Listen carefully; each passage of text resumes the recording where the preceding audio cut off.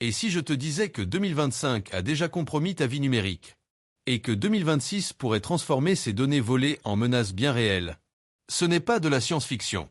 C'est ta réalité. 2025 a été l'année record des fuites de données. 2026 s'annonce comme l'année où l'intelligence artificielle va les exploiter. Cyberattaques personnalisées. Arnaques indétectables. Logiciels malveillants intelligents. Dans cette vidéo, tu vas comprendre comment l'IA est devenue une arme, pourquoi 2026 est une bombe à retardement numérique, et surtout comment te protéger intelligemment. Bienvenue sur Expertise AI.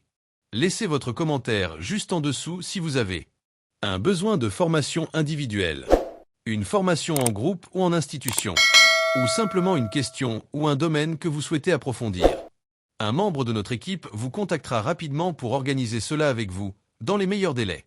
Invitation au groupe WhatsApp gratuit. Nous mettons également à votre disposition un groupe WhatsApp de formation gratuite, où nous partageons régulièrement des ressources, des guides, des exercices et des annonces de sessions live. Le lien pour rejoindre le groupe WhatsApp est disponible dans la description de cette vidéo. Rejoignez-nous maintenant pour faire partie de la communauté. Installez-vous, respirez, et ensemble analysons pourquoi 2026 est une bombe à retardement numérique, et surtout comment te protéger intelligemment.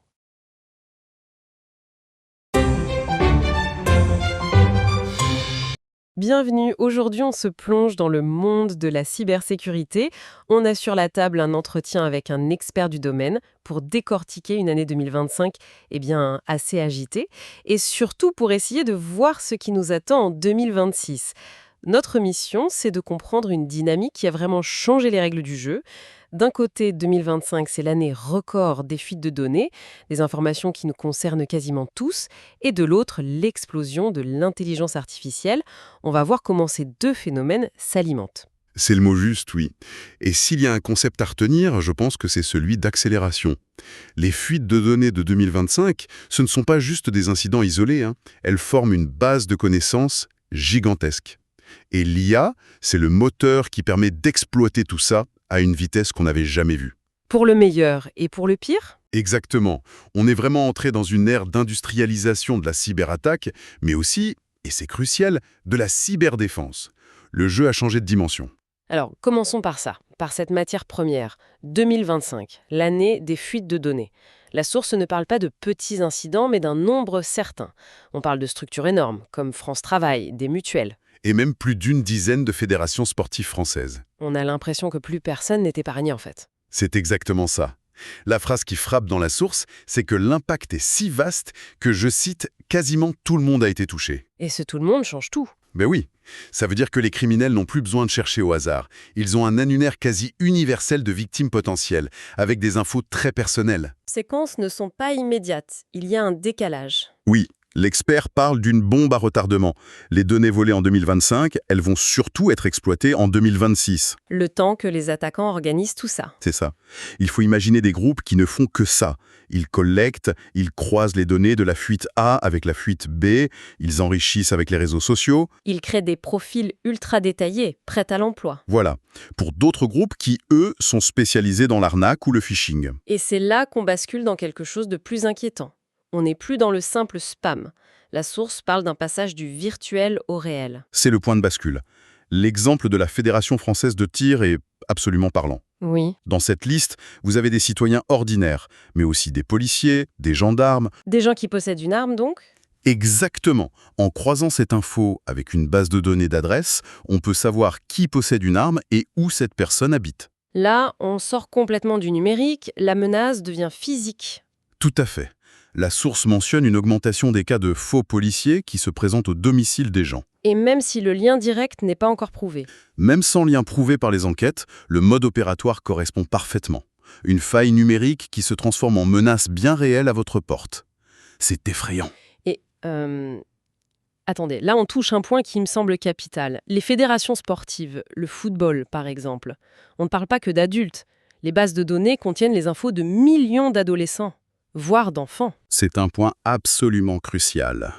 Et un des plus gros défis pour 2026.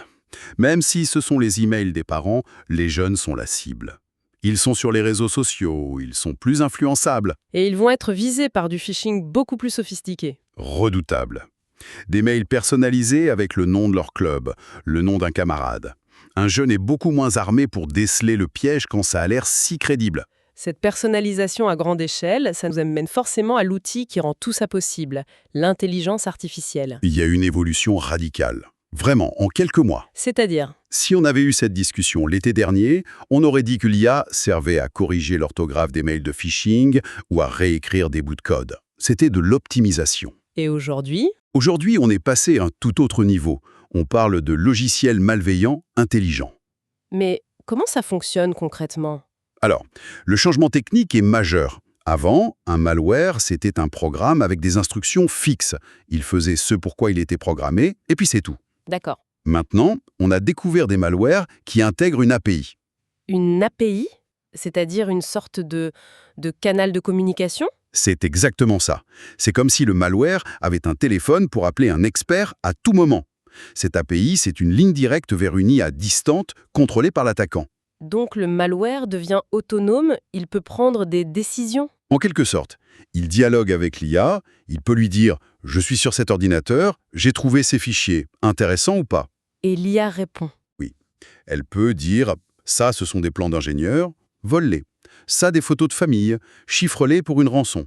Et ça, ignore-le. C'est une adaptation en temps réel. L'attaque n'est jamais la même. » Voilà, l'exemple de l'agent Claude détourné.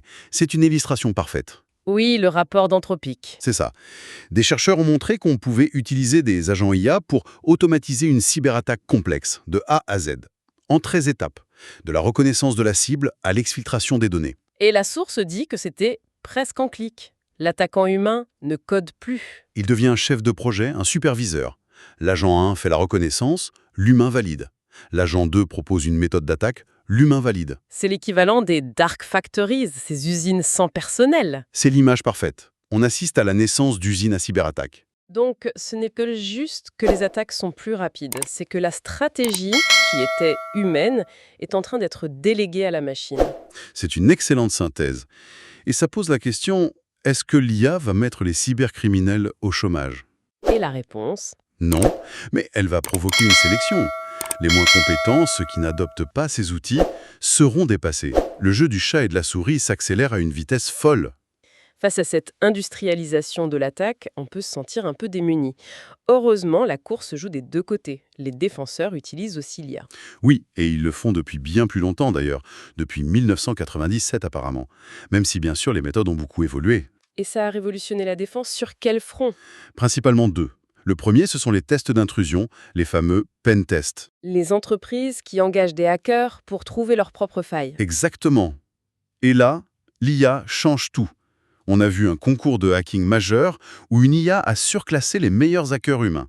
Elle a trouvé plus de failles, plus vite. C'est une aubaine pour les entreprises, j'imagine. Ah oui, elles peuvent utiliser ces IA pour tester en continu toute leur surface d'attaque.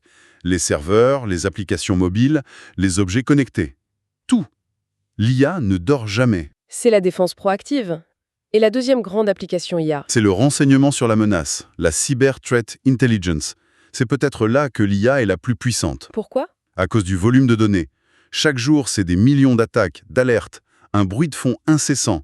Il faut trouver l'aiguille dans une botte de foin géante. Et l'IA fait le tri. Précisément.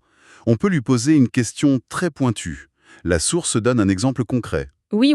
Est-ce que tu observes des groupes d'attaquants liés à la Corée du Nord, qui visaient l'aéronautique, et qui, tout à coup, s'intéressent au transport maritime? Un analyste humain mettrait des semaines à trouver ça. Et l'IA? Quelques minutes. Et ça, c'est fascinant parce que ça répond directement au problème des malwares intelligents. Si l'IA attaquante s'adapte, il faut une IA défenseuse capable de prédire ces adaptations. Donc la compétence clé, ça devient la capacité à dialoguer avec la machine, à poser les bonnes questions. C'est le point fondamental. L'IA reste un outil, que ce soit pour l'attaque ou la défense. L'art de savoir prompter devient crucial.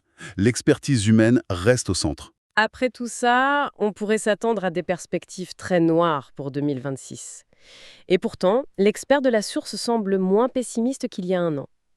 Il y a des raisons d'être, disons, prudemment optimiste. La première, ça vient de l'écosystème de l'IA lui-même, les grands fournisseurs Anthropic, OpenAI, Google. Ils ont compris que la cybersécurité était un enjeu pour leur propre réputation. D'accord. Et concrètement, ça change quoi? Ils mettent en place de plus en plus de garde-fous. Le but, c'est d'empêcher une utilisation débridée par des criminels amateurs, de freiner les scripts qui disent. Et les jeunes pirates amateurs. C'est ça. Pour les empêcher d'avoir accès à une puissance de feu digne d'une agence de renseignement avec un simple abonnement. Mais ces garde-fous, ça n'arrête pas les professionnels, non? Les groupes liés à des États, ils développent leurs propres IA. Vous avez tout à fait raison. Ça n'arrêtera pas les acteurs les plus sophistiqués. Mais ça élève la barrière à l'entrée. Ça évite la démocratisation massive de la cybercriminalité de haut niveau. Construire sa propre IA, ça demande des ressources énormes. D'accord, c'est un premier point. Et la deuxième raison d'être optimiste? C'est l'efficacité croissante des forces de l'ordre. L'année 2025 a été marquée par plusieurs grosses opérations de police qui ont démantelé des infrastructures de rançongiciel. Mais est-ce que ce n'est pas une goutte d'eau dans l'océan? Un peu le jeu du tap-top. C'est une objection légitime, mais il faut voir ça autrement. Chaque opération réussie, chaque arrestation, ça envoie un message. L'impunité sur Internet recule. Il est de moins en moins facile de se cacher. Voilà. Le but n'est pas d'éradiquer le crime, c'est impossible. C'est d'augmenter le coût et le risque pour les criminels. Et sur ce plan, il y a de vrais progrès. Bon, si on résume notre analyse. 2025 a préparé le terrain avec une abondance de données volées, une sorte de carburant. Et 2026 s'annonce comme l'arène où vont vraiment s'affronter les intelligences artificielles. Celles qui automatisent des attaques d'un côté, Et de l'autre, celles de plus en plus prédictives qui organisent la défense. c'est exactement ça. Et pour laisser une dernière piste de réflexion, toute notre discussion a porté sur des IA qui assistent des humains. L'humain reste dans la boucle, il supervise. Oui. Mais la prochaine étape logique, c'est celle où des IA s'affronteront directement. Des agents autonomes qui prendront des décisions d'attaque et de défense en microsecondes, sans intervention humaine. Et là, la question se pose. Quelle sorte de guerre cybernétique autonome cela pourrait-il engendrer? Et quelles nouvelles questions éthiques vertigineuses cela soulève pour nos infrastructures critiques dans les années à venir?